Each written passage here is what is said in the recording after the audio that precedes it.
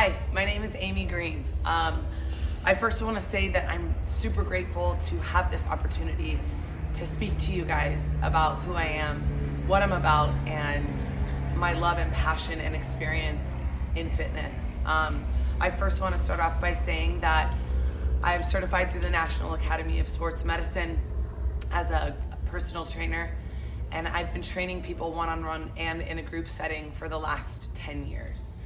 My journey with fitness began as an athlete. I've been playing soccer. I played soccer for 25 years, all through elementary school, junior high, high school, and then into college.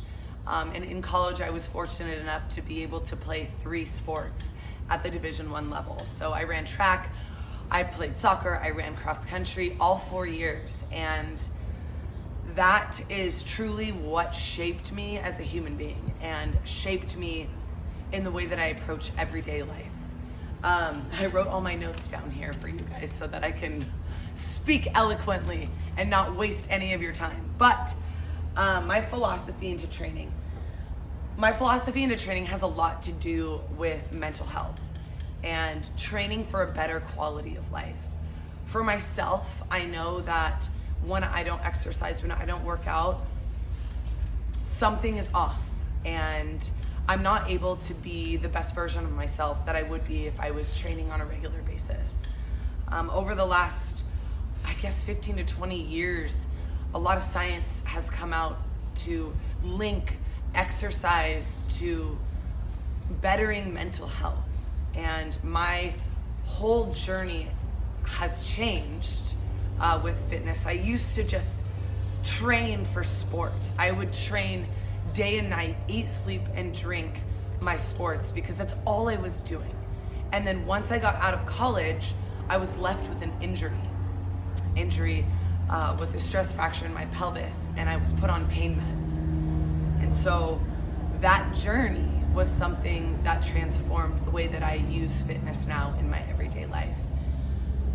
So I developed an addiction to opiates after I graduated from college. Being a Division I athlete, being the star student, being this just incredible all-around athlete and student, I got lost. I lost myself. My identity was completely gone after I didn't have college sports anymore. And I knew that I wanted to go into fitness. I knew I wanted to go in, wanted to train people, I wanted to help people. But that why and my why didn't come till much later down the road. I became dependent on opiates, and that spiraled into a heroin addiction. And coming to terms with my background and who I was and who I thought I was shattered, because all of a sudden I was an addict. And I struggled with heroin addiction for 4 years. I had been out of school, I had an injury, and I had no identity anymore. And all of a sudden, I was addicted to this substance that I didn't know how to stop. And all the while, I was still working in the fitness industry. I was still training people. I was still, guiding people with their nutrition and how to be the healthiest versions of themselves. And I was living a lie. I was living a double life. I had people on one hand saying, I want to look like you. I want to be like you. Oh my gosh, tell me what to do. And my heart was like, you don't want to be like me. You don't, because I don't like myself. And it wasn't until January of 2016 that I got help. January 2016 is the date that my whole life changed, that I surrendered a life of certain death for this life of radical amazement. So my journey with fitness has really transformed over the last 10 years. And something that maybe you guys want to know outside of just training, I am a certified drug and alcohol counselor. I'm licensed here in the state of California. And while I was in school, I was able to fuse my love for fitness and health with addiction and recovery. And I was able to take the shame that I held around this thing about myself that I was hiding for so long and turn it into something beautiful and turn it into something that could help someone else. So outside of here, I run a mind and body wellness group. I work at different treatment centers and I facilitate a group on how to get in touch with your body. How to get in touch with your body through movement, through food, hydration, you name it. All the things that I lost along the way during my addiction and that other people I see from experience lose along the way, that connection with their bodies. And so for me to bring that style and that model of treatment to recovery is extremely important to me because it is very underutilized. People have this conception about fitness that it's this thing that's gonna make you look good. Well, yes, it's gonna make you look good, but what are the reasons and what is your why? And for me, my why and the why that I try to bring to my clients and to my counseling clients is, do you wanna live better, right? Because the byproduct of living better is, of course, looking better.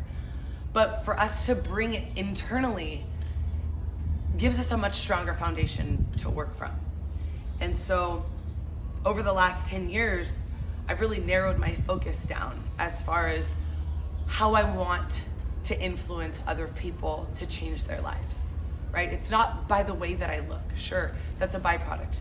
And that's something that people can visually see. But it's that internal piece that fitness and health and wellness actually brings me that those people are seeing and that they want to emulate for themselves.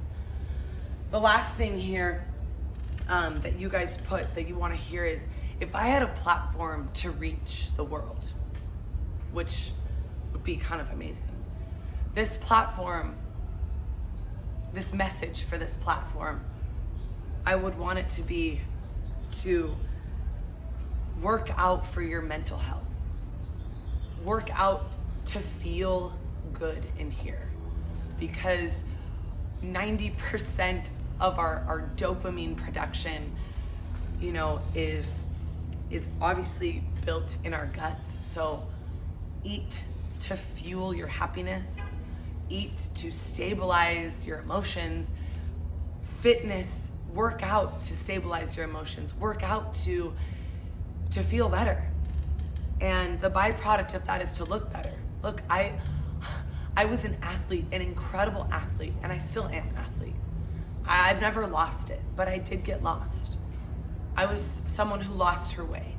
And fitness was always that piece that could actually bring me back to my path. And I firmly believe that the struggles that I went through and the way that I utilized exercise and nutrition and training has given me that life of radical amazement that I was telling you guys about in the beginning. So if there's anything that I'd want people to know on this journey, is that it is a journey and that it does get easier sometimes, but it's a ride and we have to take it. And to work out, to feel better, to think better is where it should stem from. So I hope that gives you guys a little bit of an insight into who I am, and I really appreciate this opportunity. I really do, and I can't wait to show you guys my workout video.